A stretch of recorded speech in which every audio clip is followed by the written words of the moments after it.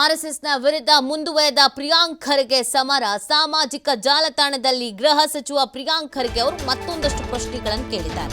ಮೊನ್ನೆನೇ ಪ್ರಶ್ನೆಗಳನ್ನ ಕೇಳಿದ್ರು, ಅದಕ್ಕೆ ಅವರು ಉತ್ತರ ಕೊಟ್ಟಿದ್ರು. ಸೊ ಇದೀಗ ಮತ್ತೊಂದಷ್ಟು ಪ್ರಶ್ನೆಗಳು.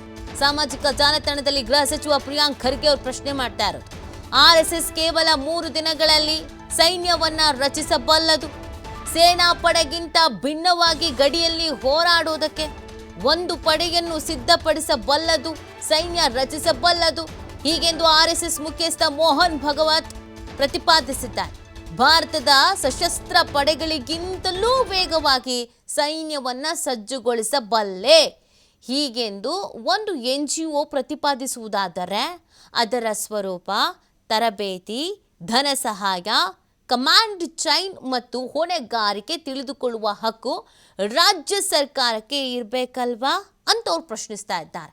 ಇದು ಕೇವಲ ಒಂದು ಹೇಳಿಕೆ ಅಲ್ಲ, ಇದು ರಾಷ್ಟ್ರೀಯ ಭದ್ರತೆ, ಸಾರ್ವಜನಿಕ ಸುವ್ಯವಸ್ಥೆ ಮತ್ತು ಸಾಂವಿಧಾನಿಕ ಹೊಣೆಗಾರಿಕೆಯ ಬಗ್ಗೆ ಗಂಭೀರ ಪ್ರಶ್ನೆಗಳು ಉದ್ಭವಿಸುತ್ತೆ. ಸಾಮಾಜಿಕ ಜಾಲತಾಣದಲ್ಲಿ ಗೃಹ ಸಚಿವ ಪ್ರಿಯಾಂಕ್ ಖರ್ಗೆ ಈ ಪ್ರಶ್ನೆಗಳನ್ನು ಮಾಡಿರೋದು. ಆರ್ಎಸ್ಎಸ್ಗೆ ಸಂಬಂಧಪಟ್ಟಂತೆ ಗೃಹ ಸಚಿವರು ಒಂದಷ್ಟು ಪ್ರಶ್ನೆಗಳನ್ನು ಮಾಡಿದ್ರು.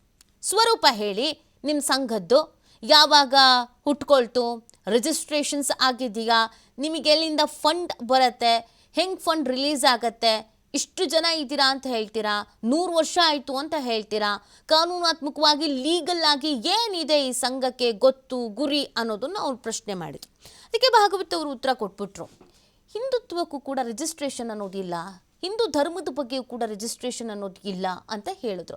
ಇದು ಕೂಡ ವ್ಯಾಪಕ ಚರ್ಚೆಗೆ ಕಾರಣ ಆಯಿತು. ಹಿಂದೂ ಧರ್ಮವನ್ನು ನೀವು RSSಗೆ ಹೋಲಿಸ್ತೀರಾ, ಒಂದು ಧರ್ಮಕ್ಕೆ ಸಮಾನನ ಹಾಗಿದ್ರೆ RSS ಅನ್ನೋ ಪ್ರಶ್ನೆಯನ್ನು ಕೂಡ ಮಾಡಲಾಯಿತು.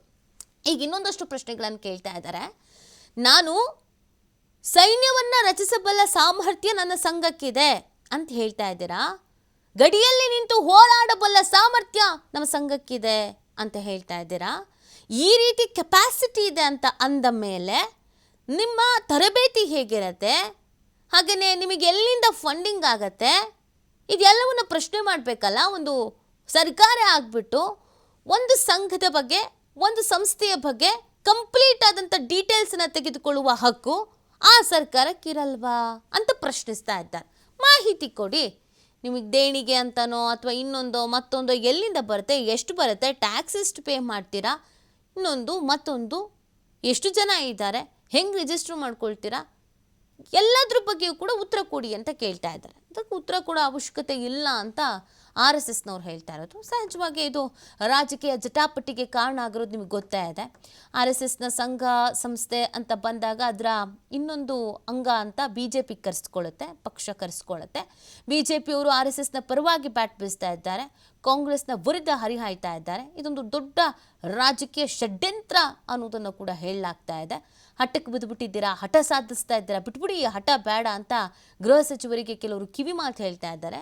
ಬಟ್ ಇದು ನನ್ನ ಒಬ್ಬನ ಪ್ರಶ್ನೆ ಅಲ್ಲ, ಇದು ನನ್ನ ವೈಯಕ್ತಿಕ ಪ್ರಶ್ನೆಯೂ ಅಲ್ಲ. ಒಂದು ಸರ್ಕಾರದ ಪರವಾಗಿ ಗೃಹ ಖಾತೆಯನ್ನು ನಿಭಾಯಿಸ್ತಾ ಇರೋ ನಾನು ಭದ್ರತೆ, ಸುವ್ಯವಸ್ಥೆ ಇದೆಲ್ಲದ್ರ ಬಗ್ಗೆಯೂ ಕೂಡ ನಾನು ಕೇಳಬೇಕು.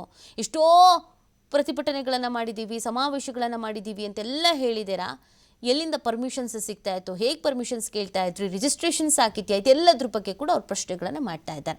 ಸದ್ಯಕ್ಕೆ ನಿಲ್ಲೋ ಲಕ್ಷಣಗಳು ಕಾಣಿಸ್ಕೊಳ್ತಾ ಇಲ್ಲ, ಇನ್ನೊಂದು ಹಂತಕ್ಕೆ ಹೋಗಬಹುದಾದ ಸಾಧ್ಯತೆಗಳಿದೆ. ಬಟ್ ಇದು ಈ ಸರ್ಕಾರಕ್ಕೆ ಪಾಸಿಟಿವ್ ಆಗುತ್ತಾ, ಡ್ಯಾಮೇಜ್ ಆಗುತ್ತಾ, ಡ್ಯಾಮೇಜ್ ಕಂಟ್ರೋಲ್ ಮಾಡಬೇಕಾಗತ್ತಾ, ಏನು ಎತ್ತಾ ಅನ್ನೋದನ್ನು ನೋಡಬೇಕಾಗತ್ತೆ ಮುಂದಿನ ದಿನಗಳಲ್ಲಿ.